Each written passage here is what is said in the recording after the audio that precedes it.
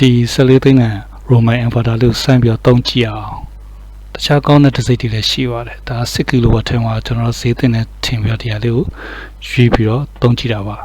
သူ့မှာဘာထူးခြားလဲဆိုတော့ AC output က1 2ဆိုပြီးနှစ်ခုပါလာတာဖြစ်ပါတယ် AC output 2ကိုဆိုလို့ရှိရင်ကျွန်တော်ဘယ်အချိန်မှာသုံးမလဲဘယ်အချိန်မှာပိတ်မလဲဆိုပြီးတော့ကျွန်တော် setting မှာလုပ်လို့ရပါတယ်သူက set 6လုံးထိချိတ်ဆက်ပြီးတော့သုံးလို့ရပါတယ်ကျွန်တော်3 phase လိုတဲ့အခါမှာဆိုလို့ရှိရင် set တွေထပ်ပြီးတော့တက်လို့ရပါတယ်ဒါကတော့သူရဲ့ set အချက်ချင်းချိတ်ဖို့ကြိုးတွေနဲ့ user manual စာအုပ်ပဲဖြစ်ပါတယ်စာအုပ်ကတော့နည်းနည်းသိရပါတယ်လက်တဝါးစာပဲရှိပါစလုံးလေးတွေလည်းဖတ်ရတာသိပါတယ်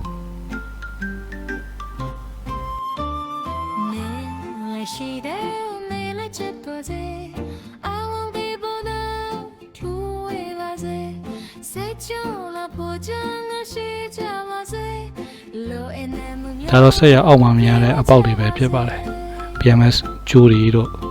solar အဝင်တွေတို့ battery အဝင်တွေတို့ AC အဝင် output တွေတို့ဒီအပေါက်တွေတွေ့ရမှာဖြစ်ပါတယ်ဒီဖုန်းကိုခွာကြည့်လိုက်မှဆိုရင်အောက်မှာ AC အဝင်အတွက်အပေါ်က AC output 1 2ဆိုပြီးတော့အထွက်ဒါတွေတွေ့ရမှာဖြစ်ပါတယ်ကျန်တာတော့တခြား inverter တွေလိုပါတိတ်ပြီးတော့မထူးခြားပါဘူးဒါလေးကိုကျွန်တော်တို့က300 ampere ရှိတဲ့ battery နဲ့ချိတ်ပြီးကျွန်တော်သုံးကြည့်မှာပါ